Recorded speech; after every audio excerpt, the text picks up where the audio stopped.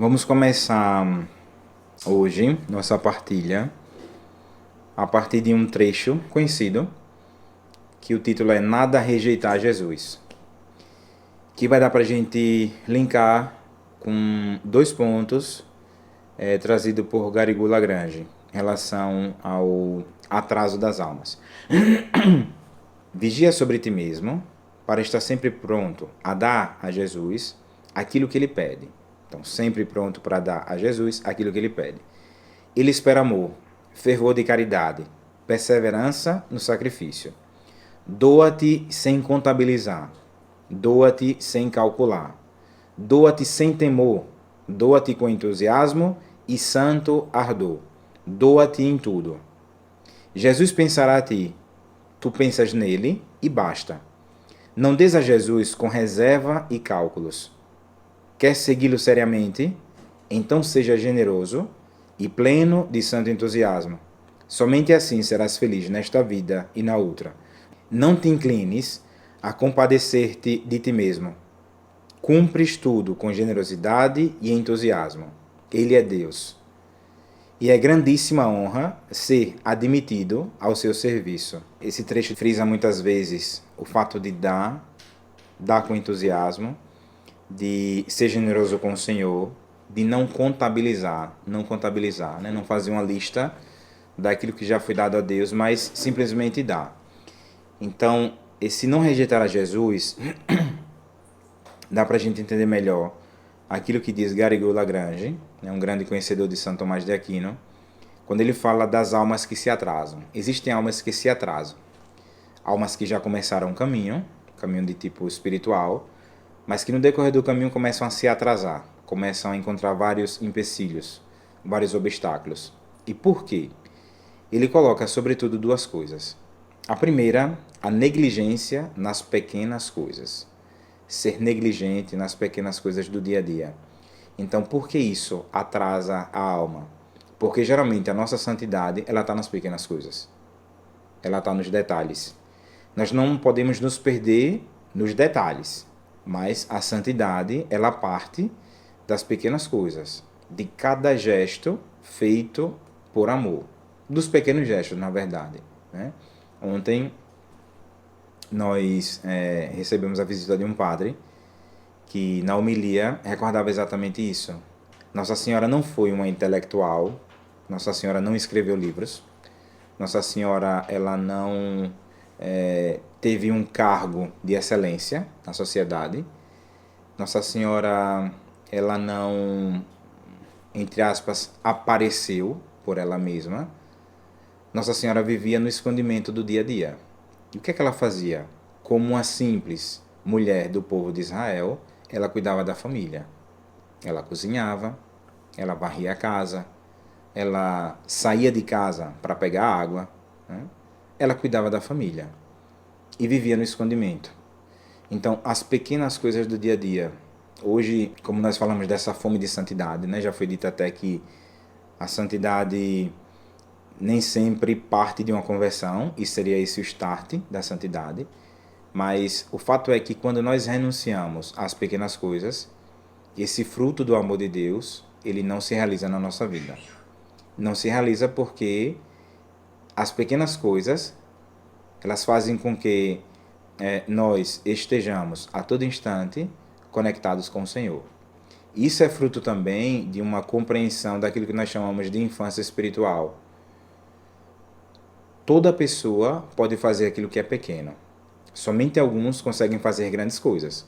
Somente alguns, ou a alguns, é reservado, sei lá, grandes penitências, coisas extraordinárias, dons místicos, e isso Deus dá a quem Ele quer, da forma que Ele quer e quando Ele quer, porque Deus não é obrigado a dar seus dons místicos a todas as pessoas. E a santidade não é isso. Mas aquilo que é pequeno, aquilo que de fato conta no nosso dia a dia, isso qualquer pessoa pode fazer.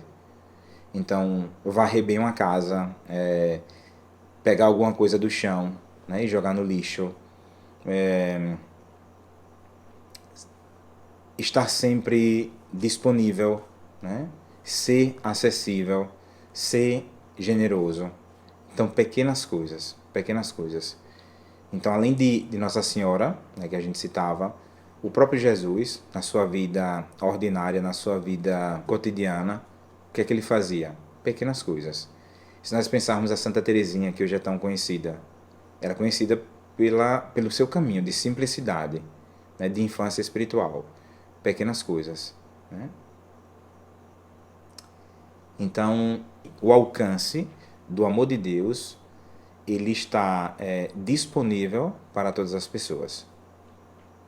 Não está disponível a primeiro impacto aquilo que é extraordinário, mas todos nós podemos alcançar, por meio das pequenas coisas, o grande amor de Deus. E se o amor de Deus está presente no nosso coração, então esse turbinar, né, da graça dentro de nós vai fermentando o nosso amor, as nossas ações, de modo que a gente possa, sim, alcançar aquilo que Deus deseja. Né? Então, as almas se atrasam quando elas não dão importância às pequenas coisas. É como se houvesse uma inconstância, como se houvessem oscilações, a famosa montanha-russa, né, da vida espiritual. Porque, por vezes, as pessoas focam em coisas que são extraordinárias. Né? Eu começo rezando o rosário, 4 rosários, né? Ou eu começo fazendo 1 hora de adoração. Então, por que não começar com 5 minutos, com 10 minutos de adoração? E deixar que primeiro a constância, que primeiro esse ritmo, né, belo, constante, faça com que algo seja bem formado dentro da alma. Então, esse é o primeiro passo. Pequenas coisas. Né? Nenhum santo chegou à santidade que Deus desejava, senão passando pelas pequenas coisas. Né? E é tão fácil de compreender isso. Né? É porque, muitas vezes, dentro da alma há aquele desejo de grandeza, mas que é um desejo equivocado, visto que não está ao nosso alcance certas coisas. Né? Grandes santos passaram. Padre Pio, que quase não dormia, vivia rezando, celebrando, confessando. Beata Alexandrina, que viveu por muitos anos de somente a Eucaristia. Monges, padres do deserto que viviam em grandes penitências, se alimentando pouco. Né? Então, assim, quando a gente para pensar, mas esse tipo de santidade de antigamente tem que estar presente nos nossos dias. Sim, tudo aquilo que a tradição coloca tem que ser utilizado a qualquer momento, a qualquer época da igreja. Mas você pode trazer aquele espírito dos monges, dos padres, de Padre Pio, de Santa Teresinha, mas encaixá-lo na tua vida. De que forma? Pequenas coisas. Os pastorinhos, sei lá, ficar 1 mês sem tomar água, por exemplo. Né? Eu posso viver isso de outra forma, nas pequenas coisas. Então é por isso que as almas se atrasam. Né? E Garrigou Lagrange, retomando aquilo que Santo Tomás de Aquino diz, ele reafirma exatamente isso. Eu me atraso porque eu não dou valor às pequenas coisas. Eu me atraso porque eu creio que a minha santidade é o programa de vida que eu faço. E não é. A santidade, ela se baseia nas pequenas coisas, daquilo que Deus pede. Então, quanto mais eu compreender isso, mais eu chegarei lá. Existe uma outra coisa que a gente poderia colocar aqui, não foge tanto do tema, mas ajuda as almas a adquirir mais presença de Deus, que se chama programa de vida. As almas, elas não conseguem evoluir senão a partir de um programa de vida claro.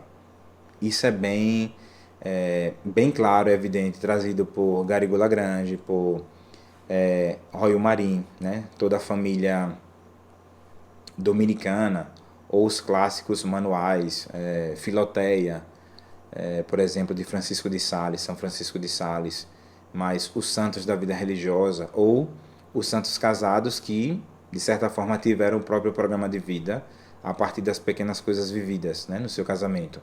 Então, sem programa de vida, as almas elas não conseguem evoluir, não conseguem. Porque o importante não é o programa de vida. O importante é a intimidade com Deus, é estar com Deus. Mas sem um ritmo claro, então eu não consigo. Em outras palavras, sem disciplina, programa de vida, sem disciplina, então eu não consigo progredir na vida espiritual, não consigo. Porque um dia eu vou fazer grandes coisas, no outro eu não vou querer sair da cama, eu não quero sair do meu lugar, eu não quero sair do meu quarto, eu não quero ter amor naquilo que eu faço, eu vou fazer as coisas reclamando. Então, um programa de vida bem claro e que seja, de certa forma, rígido. Rígido não no sentido de ser intransigente, mas rígido no sentido de firme. O que é que eu me proponho? Por exemplo, faço uma direção espiritual, busco meu diretor e tento traçar com ele um programa de vida que se encaixe no meu estado de vida. Quem é padre tem o seu programa, quem é religioso tem o seu programa, quem é casado tem o seu programa, quem é celibatário tem o seu programa. Então, se eu trabalho ou não trabalho, fora ou dentro de casa, então tudo isso eu tenho que levar em conta. Depois que eu faço uma direção espiritual e traço um programa de vida, eu vou tentar ser fiel àquilo por muito tempo. Né? Então, que horas eu vou dormir, que horas eu vou acordar, que tipo de oração eu vou fazer, em que momento do dia eu faço, se entra ou não entra um exame de consciência, que tipo de livro eu vou ler, de leitura clássica, um romance, autores, sei lá, da tradição, vida dos santos, leitura da Sagrada Escritura, meditação, adoração, Santa Missa diária, né? O tempo de estar com a minha família, porque também é importante, o tempo de visitar as pessoas. Então, eu traço um programa de vida onde eu coloco tudo isso na minha semana e tento ser fiel a esse programa de vida, entendendo que o fruto principal não é alcançar o programa, é a união com Deus. Não é ser perfeitinho no programa de vida, porque nós cairíamos no perfeccionismo, mas é a intimidade com Deus. Ou seja, não são as práticas religiosas, é a intimidade com Deus. Então, assim, o programa de vida, ele é extremamente importante. Se não me falha a memória, o próprio Roy Marim vai colocar no seu manual, né, de perfeição cristã, que sem um programa de vida as almas quase que não se santificam. Né? Então seria bom até citá-lo, se fosse possível. Agora não estou com o livro aqui, mas exatamente aquilo que ele diz, que é uma grande verdade. Sem programa de vida não dá. E a gente poderia até trazer, né, não é de minha competência, mas a gente poderia trazer fazendo esse link com o programa de vida, com as pequenas coisas que nós estamos dizendo, e fazer um link com, sei lá, a problemática hoje da busca constante de terapia, por exemplo, né? É uma coisa boa indicada? Sim, com certeza. Como qualquer ciência ou qualquer campo da zona humana que haja uma deficiência, que haja uma doença, né, uma lacuna a ser preenchida, então eu busco uma terapia que vai me ajudar, certo? Mas a terapia, se ela não cessa em algum momento, alguma coisa não está certa. Porque a terapia ela tem que me ajudar a caminhar com minhas próprias pernas. Ou seja, a terapia, junto, quem sabe, até com a direção espiritual, vai me ajudar a traçar um programa de vida. E nesse programa de vida, o Espírito Santo entra e vai fazer com que eu me torne livre, autônomo. Então, esse é o grande problema, talvez hoje, porque, lógico, não em todos os casos, mas em alguns casos que nós podemos perceber, a terapia se torna uma quase que subtração, né, da responsabilidade própria que eu jogo em cima de uma pessoa. Então, o que acontece? Eu jogo a responsabilidade em cima de um padre, eu jogo a responsabilidade em cima dos meus pais, eu jogo a responsabilidade em cima de um terapeuta, eu jogo a responsabilidade em cima de um amigo, eu quero que todo mundo resolva a minha vida. Ora, eu tenho que contar com pessoas que me ajudem. O caminho espiritual, ele se baseia nisso. Mas chega um momento em que, para não me atrasar, para corresponder àquilo que Deus pede, eu traço um programa de vida. Né? Quem é religioso já tem o seu próprio programa, se chama regra. Né? Quem é padre diocesano, bom, ele deveria ter o seu próprio programa de vida. Quem é casado também. Né? Não é porque a pessoa é casada, então ela está dispensada de ter um programa de vida que seja coerente, que seja acessível, né? Que não seja demasiadamente pesado, mas algo bom, prazeroso. Um programa de vida espiritual não é uma carga, né, maçante que nós colocamos nas costas. Ao contrário, é algo que me ajude a estar mais com o Senhor. Né? Então isso é muito, muito importante, com certeza. Né? Então voltando ao ponto, nós precisamos, né, segundo aquilo que alguns autores afirmam, de um programa de vida para que a gente não se atrase. E esse programa de vida ele vai se basear nas pequenas coisas do dia a dia, né? Feitas com amor. Eu tenho que entender o seguinte: quando eu, por amor ao Senhor, né, acordo, me levanto exatamente no momento em que o celular ou despertador toca e eu oferto aquele ato de amor, mesmo que eu não queira levantar, mas por amor a Deus eu me acordo, isso que eu faço por amor ao Senhor pode ser comparado a uma pregação que um sacerdote faz. É um ato de amor. Então aquele ato de amor ofertado ao Senhor, ele pode alcançar muitas almas. Por quê? Porque é uma coisa pequena feita por amor. Então, o que vale não é a coisa pequena. O que vale é o amor que eu coloco. Então, se esse amor ele está revestido do amor de Deus, então ele tem um grande alcance. Né? Com certeza ele tem um grande alcance. Então, pequenas coisas. Né? E um segundo ponto, trazido por Garrigou Lagrange, é que as almas se atrasam muito no caminho espiritual porque elas recusam os sacrifícios que são pedidos por Deus. Então são dois pontos, né? Por um lado,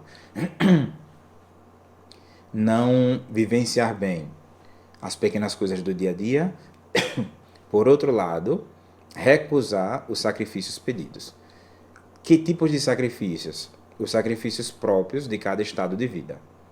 Um padre, ele sabe quais são os seus sacrifícios no seu dia a dia, né? Ser fiel, tentar pelo menos, né? Ser pontual, ter tempo para celebrar bem, para confessar bem, para dirigir bem as almas, né? Para visitar um doente, por exemplo, né? Para dar unção dos enfermos, para formar seus catequistas, para formar as pastorais.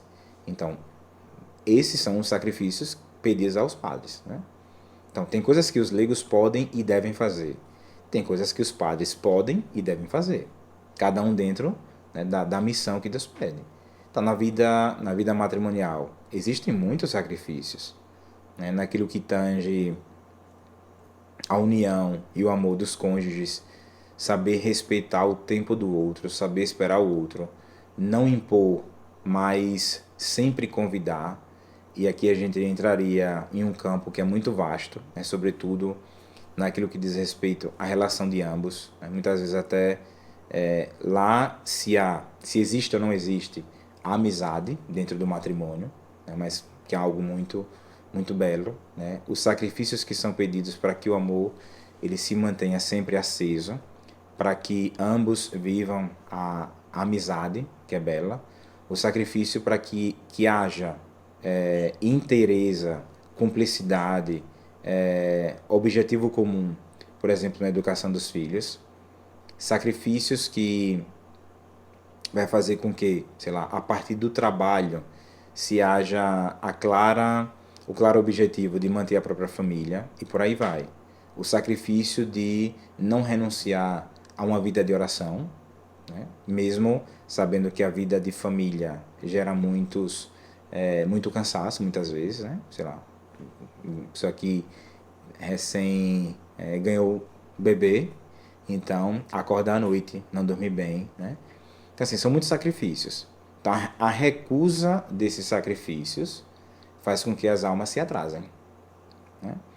Porque se eu não correspondo, então Deus ele começa a não, de certa forma, enviar mais graças, para que eu não me torne mais responsável, né?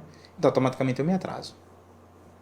Então, por um lado, eu não vivo as pequenas coisas, por outro lado, eu estou recusando sacrifícios. Então, né, de que forma eu cresço?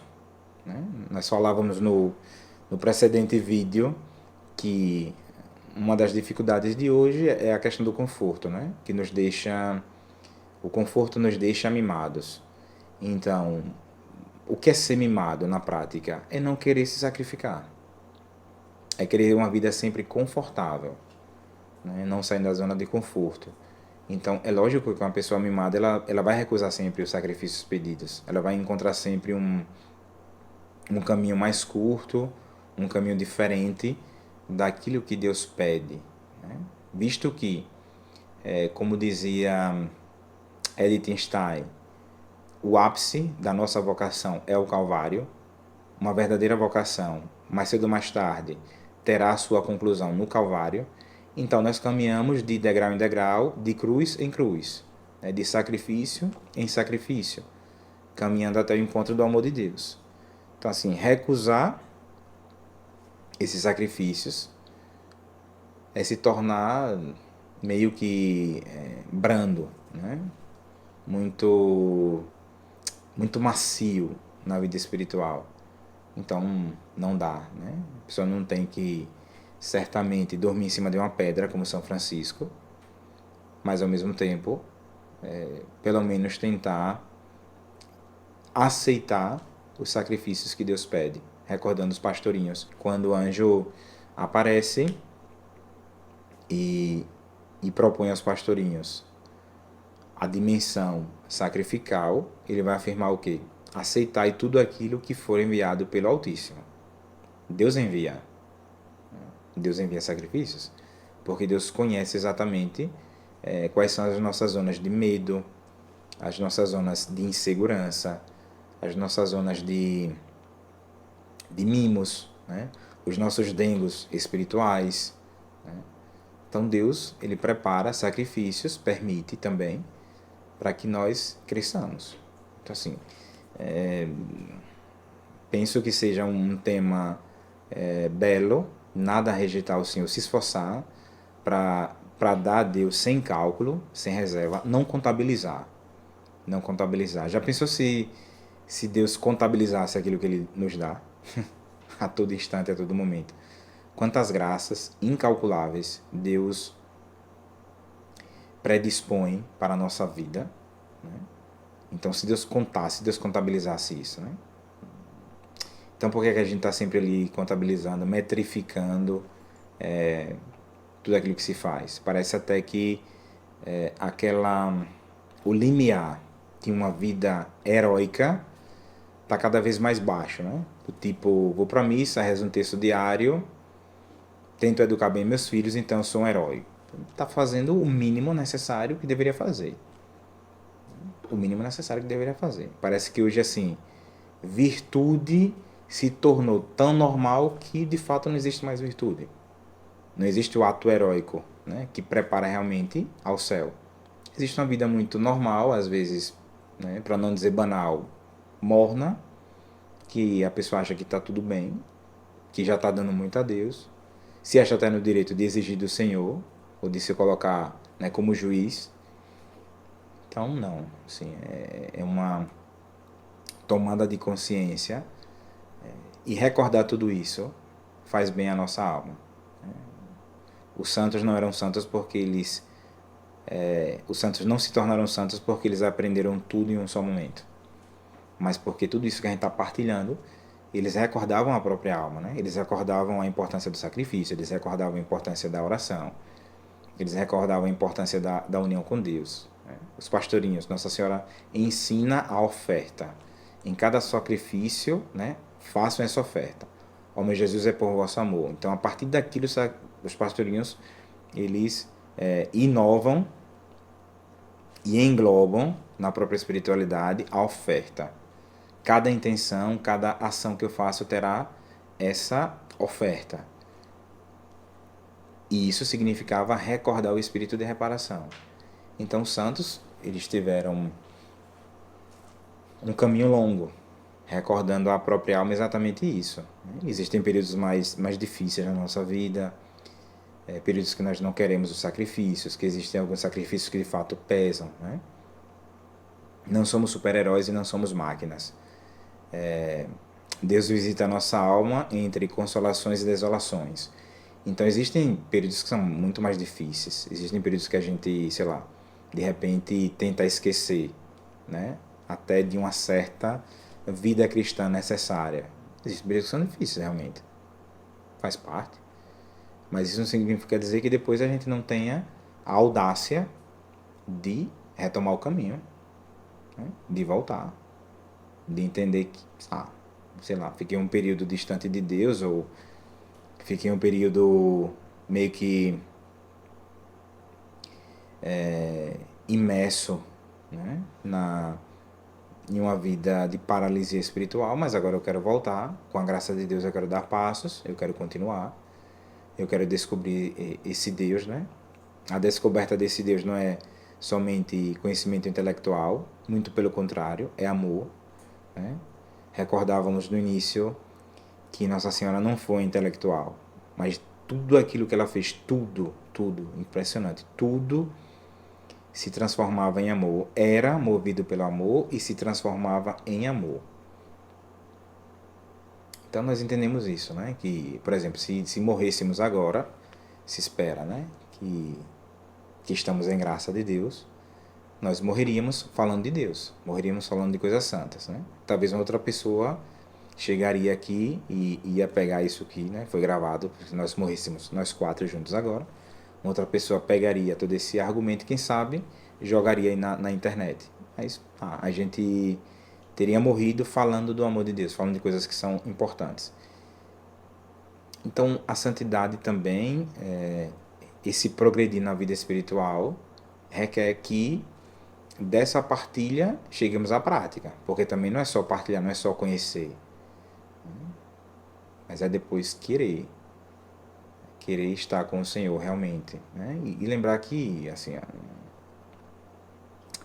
sair desse mimimi, sair dessa zona de conforto, sair desse mimo, entender que a pessoa, com a graça de Deus, é capaz. E eu digo assim, não sei se a minha afirmação é totalmente correta, mas eu creio que sim, que cada filho de Deus, ele tem a capacidade de lutar contra o inferno inteiro. Porque cada filho de Deus, trazendo a graça de Deus, graça em cujo espaço, em cujo organismo espiritual a Santíssima Trindade habita a própria alma, então cada filho de Deus tem a força e a capacidade de lutar contra o inferno inteiro. Porque ninguém resiste ao Senhor, né? O inferno inteiro não combate, não tem a capacidade de derrotar Deus. Então cada filho de Deus é chamado a isso, a combater o inferno. Exatamente como o Padre Pio fez, como os santos fizeram. Mas isso de onde brota? Brota de uma consciência de que Deus está dentro de mim. Que eu não preciso ficar parado em uma vida antiga, em uma vida passada, reclamando porque eu não tive isso, porque eu não tive aquilo, porque não me deram. Não, eu tenho que desenvolver essa graça, essa beleza que está dentro de mim. Hoje, na minha atualidade, é aquela questão, eu sou filho de rei. Eu tenho o céu dentro de mim. Se eu estou em graça, o céu está dentro de mim. Então eu posso lutar contra qualquer pessoa. O demônio me desafia e vai me encontrar de pé. Talvez algumas batalhas eu não consiga vencer, mas o demônio me desafia e tem que me encontrar de pé, ou seja, pronto para combater. Então é isso. Mas se eu negligencio as pequenas coisas e se eu recuso os sacrifícios, evitando sempre as etapas de crescimento, lógico que eu não consigo nem vencer as pessoas, quem dirá os inimigos espirituais, os demônios, né? É basicamente isso. Lutar por essa união com Deus, né? Lembrando que a santidade é um veículo. A santidade não é o termo último do nosso caminho. A santidade é um veículo privilegiado de amizade, de estar com Deus, mas a intimidade com o Senhor, a intimidade, né? E outra coisa, não importa quantas vezes eu perder o rumo desse caminho, o importante é que eu quero estar com o Senhor. Acordo de manhã e digo assim, meu Deus, que medíocre eu sou, né?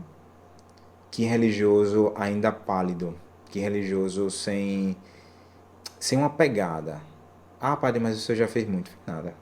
De fato não fiz. E não é falsa humildade não, viu? De fato não fiz por quê? Porque eu sei aquilo que Deus me pede.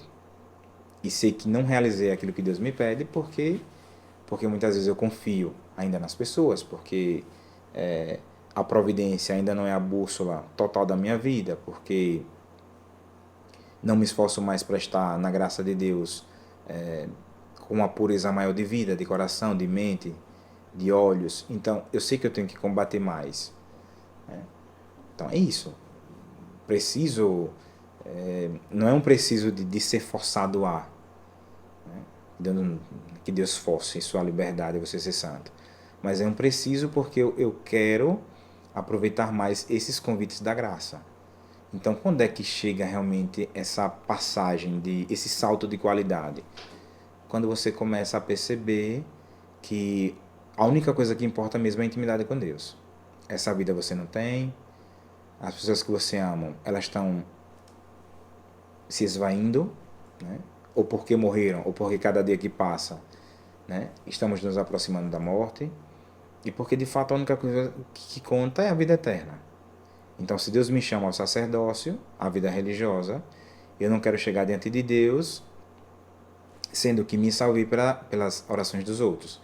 Eu sei que eu vou me salvar pelas orações dos outros, mas eu quero pelo menos também crescer um pouco mais na vida de oração. Eu quero pelo menos ter um pouco mais de sacrifício, né? Eu quero poder dizer assim, Senhor, isso aqui eu sei que me custa, sabe? Mas eu quero te dar. Senhor, a minha missa é o meu tudo, então eu quero me preparar melhor para ela. Senhor, o meu texto que eu rezo, pelo menos eu quero ter um pouco mais de atenção nisso que eu estou fazendo.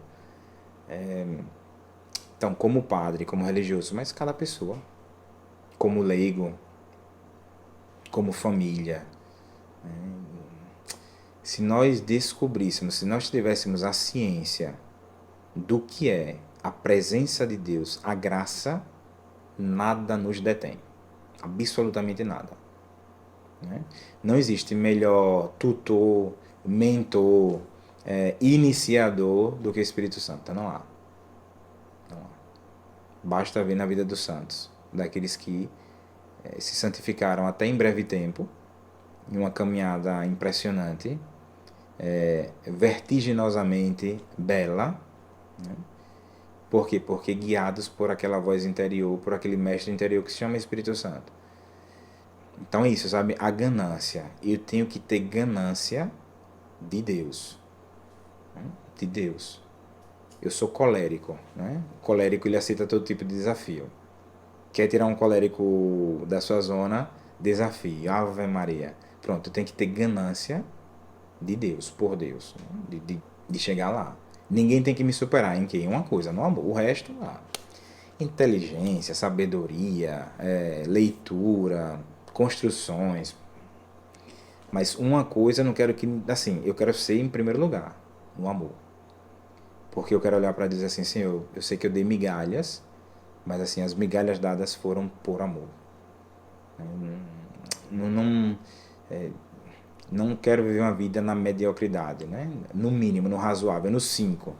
Quanto é que você tem que tirar para ir para o céu? 5. Ah, então, se eu tirei 5, tá bom, né? Estudo o mínimo, vou aprender a memória porque eu quero tirar 5. Não. Eu quero dar o máximo a Deus. Então é isso. Não rejeitar a Jesus. Eu sei que muitas vezes, né? Eu rejeito. Por quê? Porque eu digo assim, isso agora não, né? Quero fazer uma outra coisa. Deus me convida e eu estou em outro lugar. Deus me convida e eu digo, não, Senhor, eu estou chegando. Então, assim, não deixa de ser uma recusa. E quanto mais consciente você é, mais atraso você tem. Quanto mais consciente você é, mais atraso você tem. De certa forma, seria bom até não saber das coisas para não ser responsável, né? Porque a partir de quando você sabe, você é responsável. Então, essa ganância por ler, por meditar, por conhecer, são pessoas que estão endossando uma responsabilidade extrema e que depois não correspondem na prática. Seria melhor permanecer na ignorância do que conhecer e depois não colocar em prática.